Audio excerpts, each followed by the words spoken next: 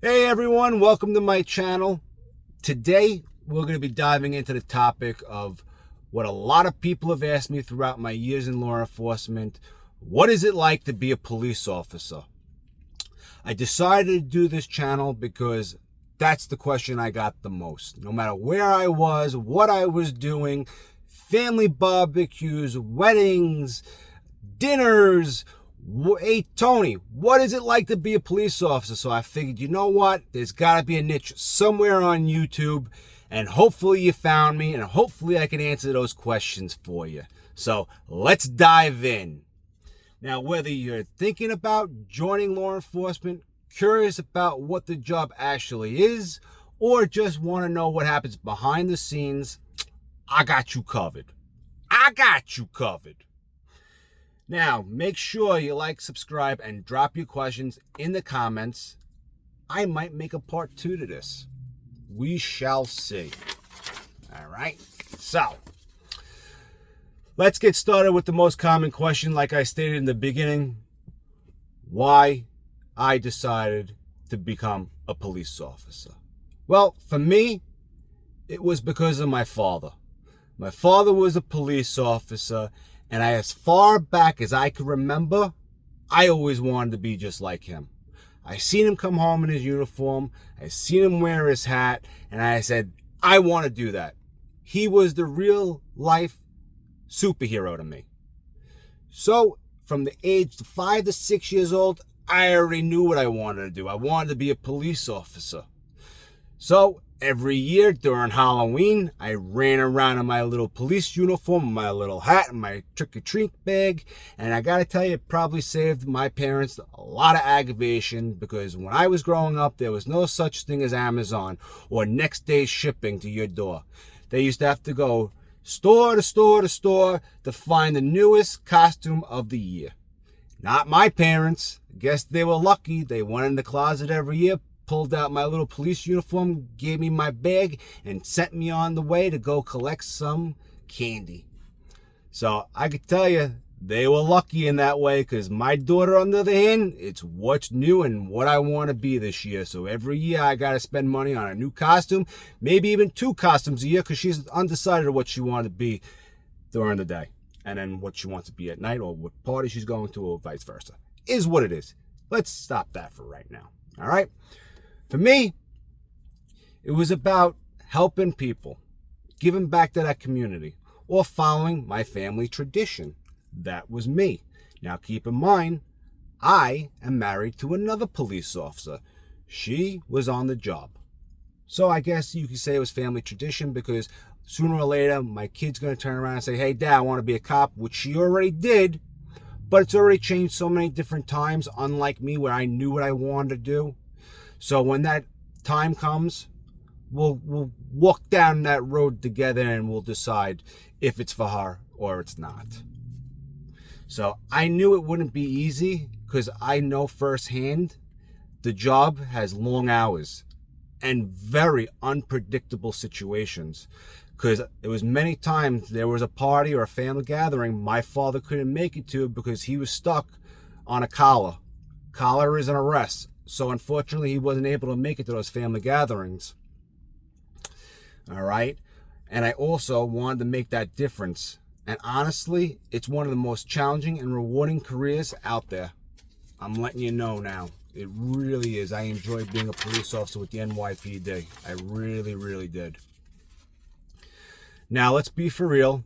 The job is not all about action scenes and movie moments. It's not what you see on Cops. It's not like what you see on NYPD Blue. You're not going to be running around, getting into shootings and solving crimes every day. It's not going to happen. There's going to be many hours where you're sitting in the car waiting for a job to come over, unless you're in a busy house. All right, job to job to job. And my one advice for anybody is, make sure as soon as you turn out, you go get something in your stomach. Even if you're not hungry, get food in your belly. Just the fact is, if not, drop off at a deli, a bodega, depending on what borough you're in. Get yourself a sandwich, throw it in your work bag, and go out on patrol. And number one thing you always got to do, get your cup of coffee, get the caffeine. Now, I know the new guys, not so much about the coffee, but they want their Red Bulls. So whatever which way is going to keep you going and get you going, make sure you get that coffee, Red Bull, Monster. Start drinking it as soon as you get out, because it's going to be a long night. And let me tell you something, you get stuck on a job, you're going to be hungry, and you're going to be grateful you got that sandwich from the bodega or deli in that work bag of yours. Don't say I didn't warn you. All right? You're going to miss holidays. You're going to miss family events. And you're going to have to learn how to switch off when you get home. Telling you now, whatever happened that day during your tour, leave it in your locker. Don't bring it home with you. I've seen many men and women on the job bring it home with them. And now at home, it's miserable. Do not bring the job home with you. Leave it in your locker. If you need to talk to somebody, wait till the next day or that ride home. Talk to your partner over the phone. Talk to a colleague. Just do not bring it home. Number one, you don't want your wife or your husband or whatever you want to call it these days. You don't want them worried about you, all right? Because they're not going to understand what you're actually going through. The only people that are going to understand what you're actually going through are the people that work with you. All right. So try to speak with your partner. Try to speak with a coworker in the precinct. If something's really bothering you, do not bring that crap home. You will have a miserable home life. Trust me.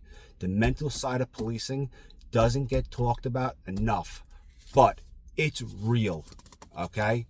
It is real to the T. All right. Next thing we're going to talk about is on the flip side of the job. There are incredible parts. Seeing the community come together. Helping someone on their worst day. You're going to go to jobs, and let me tell you something. They're not calling you to come over for a cup of coffee and cake. They're having a really bad day. So when they're calling you and you walk into their home, take a step back, put yourself in their shoes, listen to them, you gotta understand where they're coming from, and, start here. Some guys start here, I start here. Because if you start here, you got nowhere to go. So whatever you do, try to take that minute and understand that person and where they're coming from. It's not personal against you, okay? They're just having a bad day and they're trying to vent. So take a step back, understand where they're coming from, and then go from there, whatever job you may be involved in. My only advice. And another thing is, I'm going to tell you now. All right. So when you're a cop and you put those lights and sirens on, you're going to get kids running up to you and you're going to see their faces light up. They think you're a real-time superhero. So it kind of makes your day feel pretty good. All right, it makes you feel good when that kid's waving to you and wants to say hello to you, maybe give you a hug.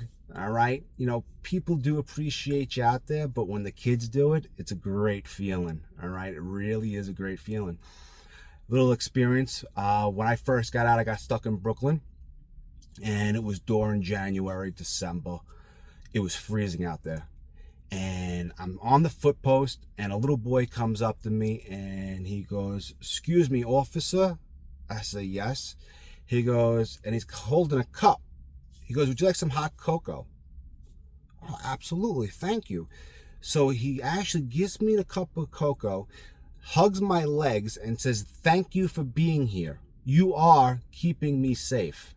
That, I could tell you right now, I forgot about being cold. I forgot about how long I've been there. And it just made me feel good. So you're going to come across things like that are going to make you feel good. All right. And I'm going to let you in on a little, I guess it's not a secret, but it kind of, when you first get out there, all right, you're going to get badge bunnies. All right. And I wasn't married at the time, so I'm not going to get in trouble if my wife gets to see this, all right? So I'm stuck in Times Square. I'm about 2 blocks away from the ball, and it's about 12 o'clock. Ball drops. lady grabs me, and I just got out of academy. I don't know nothing, Lady grabs me and locks on and gives me a ginormous kiss on my lips. All right. So you got to watch out for those badge bunnies. And if you get stuck in Manhattan South or in Manhattan, you got to watch yourself. If you're single, great. But if you're married or in a relationship, you may want to stay out of Manhattan, because those tourists, they love cops. They love men in uniform. All right. So just, keep yourself out of trouble if you're married. Don't go to Manhattan. Try to get the outer boroughs if you can, because, you're going to get those badge bunnies and they're going to want a piece of you. And let me tell you something. It's easy if you're single, but if you're married, stay away from it, all right? So just giving you a heads up, all right? Those moments do remind you on why you signed up in the first place. You want to help people. You want to have a good time. Don't make the job, don't make your life all about the job. Have some fun out there. Enjoy yourself, all right? So if you're thinking about being a police officer, my biggest advice, know your why, like I stated. Don't do it just for a shield and a paycheck and your benefits, all right? Because you're going to hate the job every day you go in. You're going to hate being there. You're going to hate being around the people. You're not going to understand when you go to a job how these people are feeling. You just want to get it done. Know your why and why you're doing the job in the first place, all right? Stay humble. Keep learning.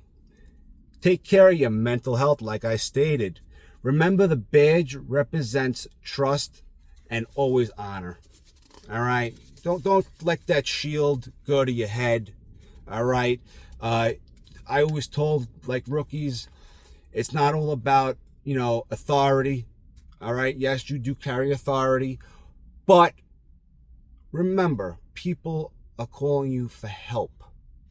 So take that step back, listen to them, and try to help out as much as you can. Try to make whatever their worst day better, okay? Try to be that person. Don't be the jerk that goes in there and wants to act like, I'm above you just because I got a shield pinned to my chest, all right? It is what it is. You're going to get those guys. I've seen it firsthand, and they never get humble about it. If you go in humble, you're going to stay humble. That's it, all right? The NYPD, all right, it works long and often unpredictable hours, like I stated with my father. You're going to be handling anything from traffic control, neighborhood patrols, major investigations, counterterrorism. The role does demand quick decision making, all right? And I'm going to tell you right now, firsthand, all right, you know what? I'll tell you the story. I have two stories for you, and I'm going to share it with you, and I'm not going to give any names, but I'm going to tell you firsthand. First job is two police officers who I do know go to a job. It's in the projects.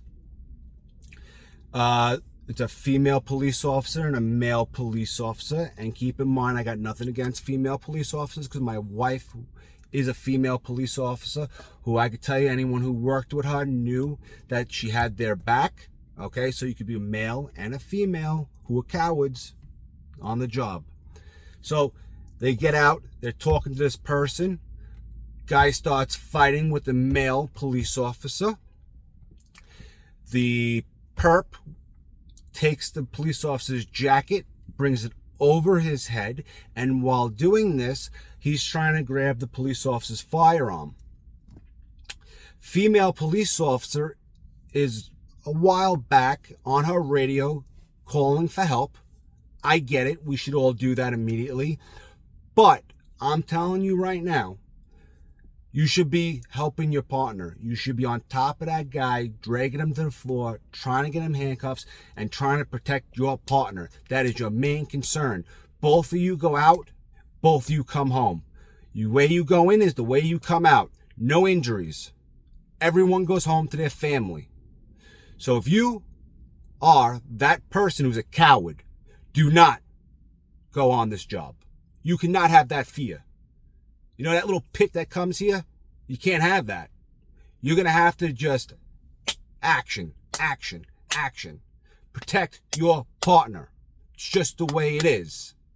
Just like I would say, protect the public, you protect your partner. I should be able to turn around with my back facing multiple people and know I am being protected by my partner. Because that's the only person I can trust out there is my partner. Second job, okay? Now, I know this one personally because I know the two cops very, very well, and know one of them is a big coward. Job comes over, get in the projects. Two officers jump out of the car, they're talking to the perp.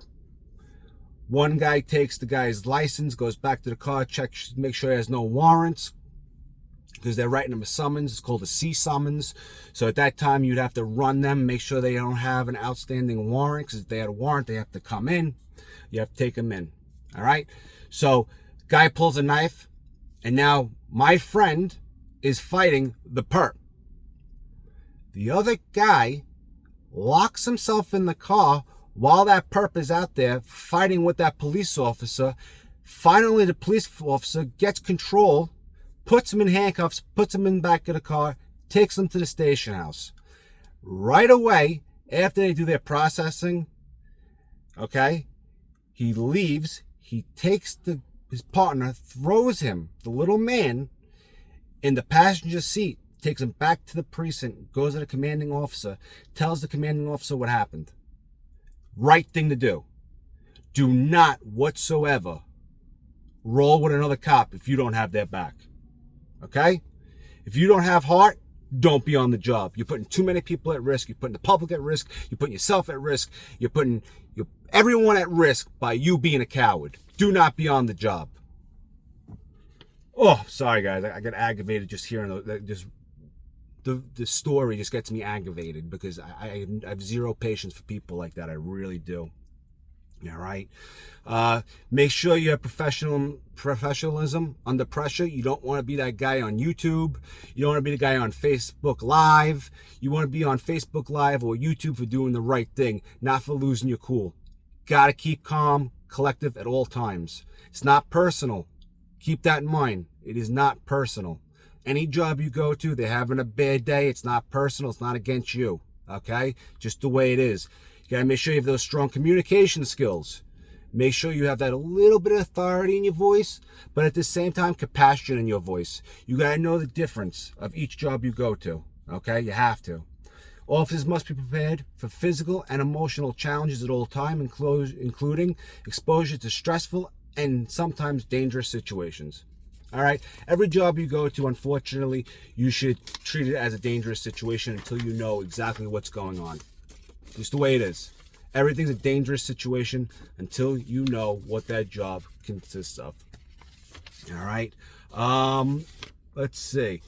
Behind every uniform, keep in mind there's a person who chooses to make that difference. Officers enter the academy driven by different reasons, as I stated to you. Some follow the family footsteps, others seek purpose, and many simply do it to help people. But once they step onto the streets, they all share that same common goal with the NYPD. Keep New York safe, or keep your community safe, depending on whatever department you may be looking into. All right. Listen, thanks for watching, everyone. If you found this helpful or you're interested in the day of life, let me know. All right. Hit that button and subscribe. And if you're already in the field, share your experience with me. I love to hear your story, especially when I'm retired. I like to hear other people's stories now because I'm not out in the field no more. All right. Stay safe. Stay strong. Until next time, talk to you later. Stay safe, guys.